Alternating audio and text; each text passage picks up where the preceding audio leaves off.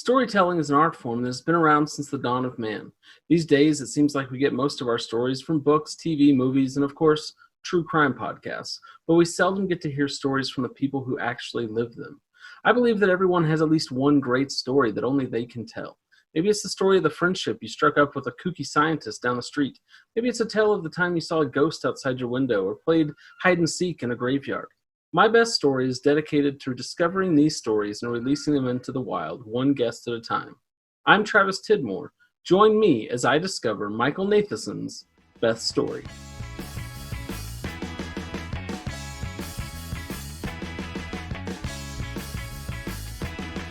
Michael, welcome to the show. Thank you. Thank you for having me. Greetings from sunny Los Angeles. Well, how's it going over there? It's going okay. We're getting through it. California started our stay at home and all of our preparations and such pretty early, so It's not like back in New York where I'm from, but we're getting through it. Good. Well, Michael, what's your backstory?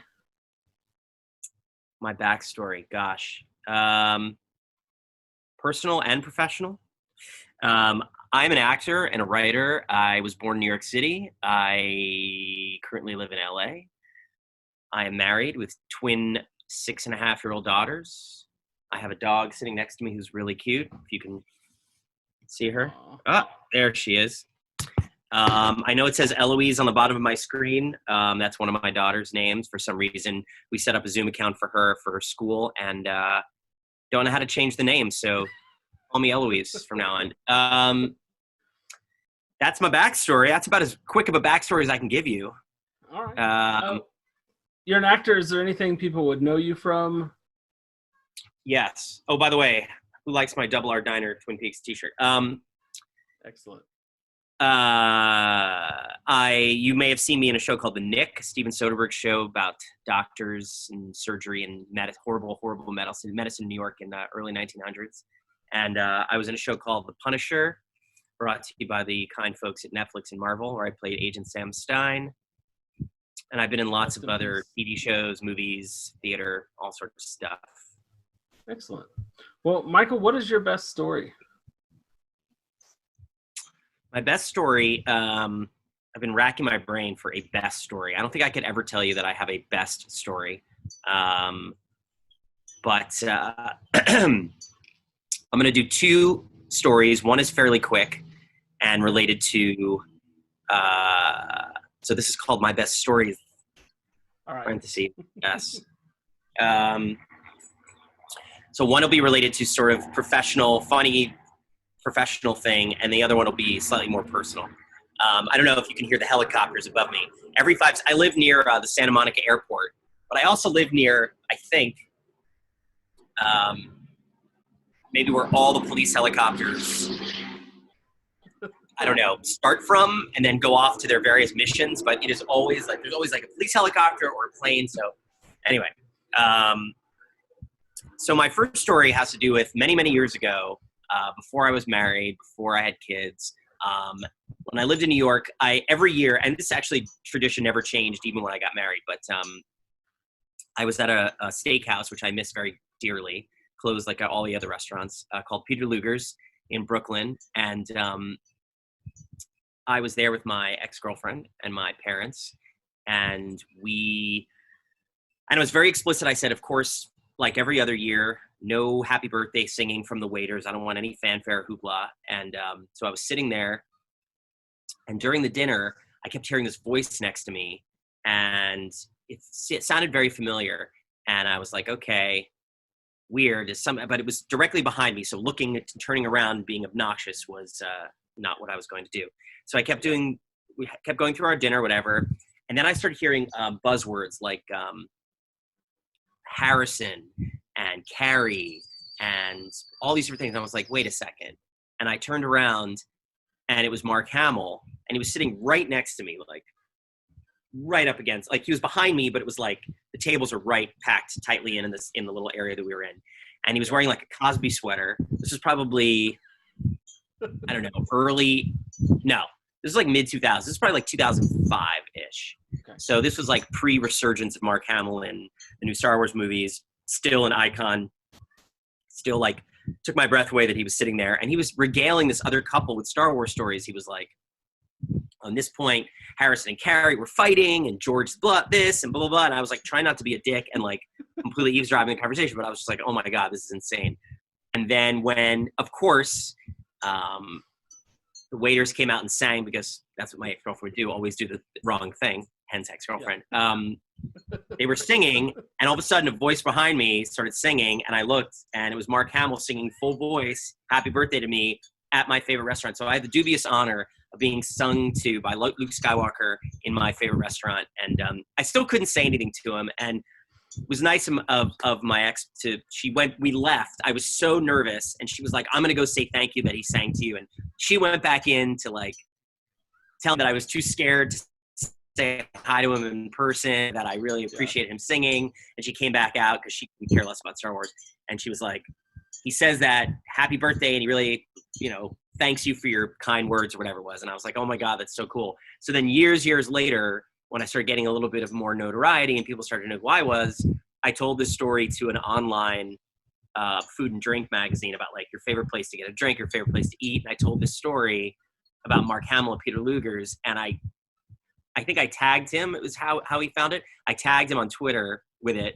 And he responded and sent me this super long, nice message on Twitter about it. It was really funny and really sweet.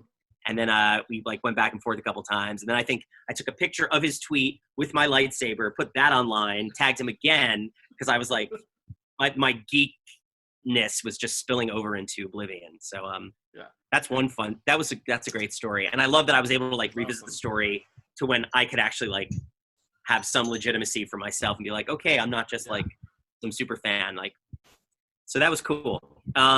All right, story number 2, because that was quick. Story number 2 is the day that my kids were born. And that was very insane because my wife was pregnant with twins.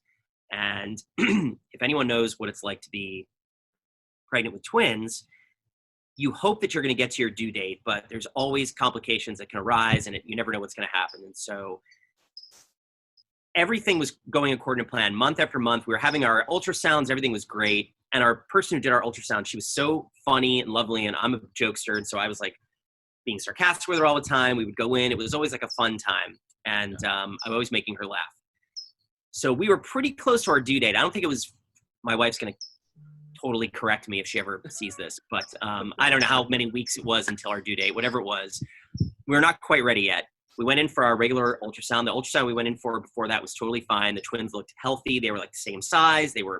Everything looked good. So this time we go in, we like went out during the day. We had lunch. We had like egg salad sandwiches, and we like walked around, and we just had no care in the world. We weren't even thinking about anything. Went in for our ultrasound, and she got very quiet, and she was never quiet. And I kept joking with her and joking. Was her name? I think her name was Shy. S-H-Y-E. It's not Sky. Shy. I hope that's the right spelling. Anyway, Shy wherever you are. You're probably not going to see this one. Unless you have a huge ultrasound technician audience. Is that like your biggest demographic? That is oh, that's great. So she was very quiet. I kept joking with her. It wasn't working. And I was like, is everything okay? And she just kind of turned to us and smiled and said, I'm going to get the doctor. And we were like, oh, shit. And we sat there and we looked at each other like, something's not right. Doctor came in, she looked at the ultrasound, and she turned to us, she said, well, they're coming out tonight. And we were like, what? She was like, yep. And she showed us one of our kids from one ultrasound to the next was eating so much of the other kid's nutrients that they had like completely changed in size. So one was like almost twice the size of the other one. And she basically said, if they don't come out now, we could have trouble. So one is like growing and one seems to be shrinking. So we went in one door and then went out straight into the hospital.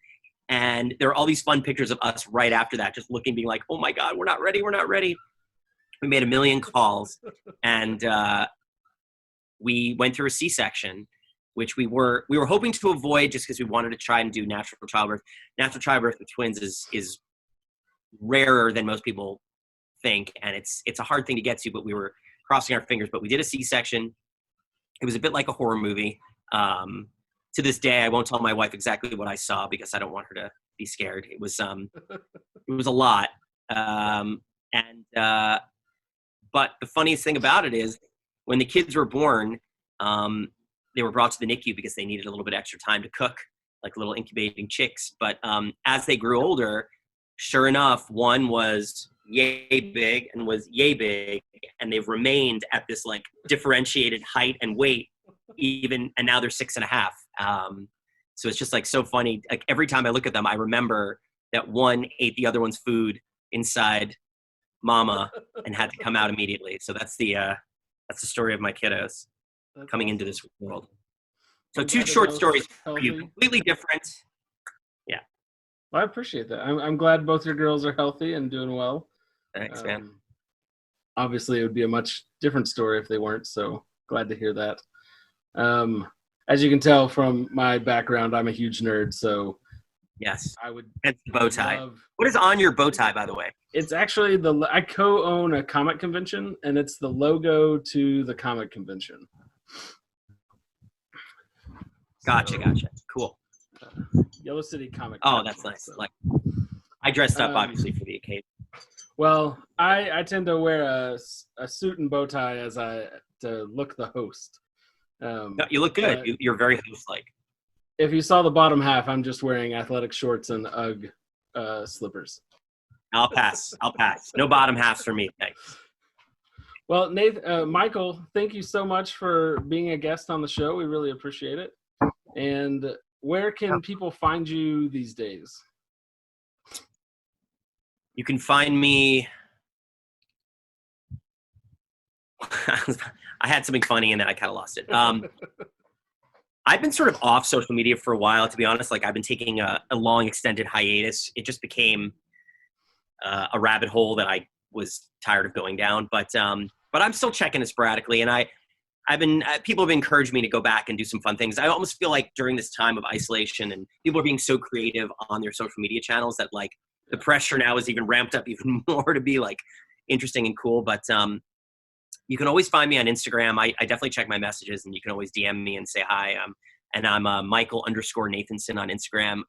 My Twitter, I think, is mnathanson1 or mnathanson_1, I think is what it is. Those are two places you can find me. Again, I generally respond to people's DMs just because, I don't know, I got time in my hands. But yeah, I have some cool things in the works. I've been doing a lot of writing. One of the things I moved out to LA for is to get more into screenwriting and TV writing, and I have a couple of things in development for TV. So it'll be a long process, but hopefully people will get to see those. And actually have a podcast I'm in production on currently, or in development on currently, that's going to go into production soon. So that'll be interesting. It's kind of semi-related to my time at The Punisher. It's not a Punisher podcast at all, but it's what happened to me on The Punisher is the springboard for it. I don't want to give too much away until we actually have it, but definitely follow my social media channels and stuff, because I'll maybe making an announcement hopefully soon, and that'll be fun. Awesome. So you'll get to hear my voice, or you can choose not to hear my voice. You're not forced to in any way. So yeah, that's where I'm at, and living in LA and just, getting through this crazy time and trying to see the silver lining in as much as we can. So. Well, thanks again for being on the show. We appreciate you being a guest. And yeah. Oh, and I am wearing my birth. I'm wearing my birth movie's death hat. If people don't know, that's the Alamo Draft House. The one thing I'm trying to do is support like all the businesses, not just restaurants, but like all the businesses that I love. Like movie theaters need our help, bookstores, record shops, Amoeba Music out here in California, desperate for money. They have a GoFundMe page, so definitely check that out. And Alamo Draft House and the Mondo brand could definitely use some money. I mean, every single cause could use money. So I just think sometimes and we give all over the place, but like we also have to think about like our way of life beyond sort of our basic needs. And that's, where our cultural institutions kind of live. And we have to remember to support them as much as possible too. So even like throwing a $5 their way, I'm sure will help any of these businesses. So remember where you like to see movies and buy your music. And it's not all about Amazon and online shopping. It's about actually going to these brick and mortars and having those communal experiences. We don't want to lose those completely. So it's my only like soapbox plug. Well, and one way we can do that is right now, while you can't visit those places, you can get gift cards to them because that money still helps them. And then later on, you can use that when we're back to normal. Totally. So, yeah, I went on Mondo the other day, the Mondo website, and that's all owned by Alamo. That's all one brand. And I bought a bunch of vinyl on there. So, like, you know, if you don't want to just like donate outright, buy a bunch of shit that you'd probably buy in the store anyway, but just buy it now and buy more of it. Yeah. And then it's fun to get stuff in the mail. There you go. It is. Yeah. Well, thanks again for being on. And like I said, we look forward to having you back someday, maybe. Sounds good. All right. Be safe. Have a good day. Stay well. Thanks to Michael for telling us not one, but two great stories. As always, new episodes drop right here every Tuesday and Thursday. Be sure to like, comment, and subscribe. Our title music is Red, White, Black, and Blue by Peg and the Rejected. If you have a story you'd like to tell, check out our Facebook page, hit us up on Twitter at MyBestStoryShow, or via email at mybeststorypodcast@gmail.com. Until next time, go live your best story.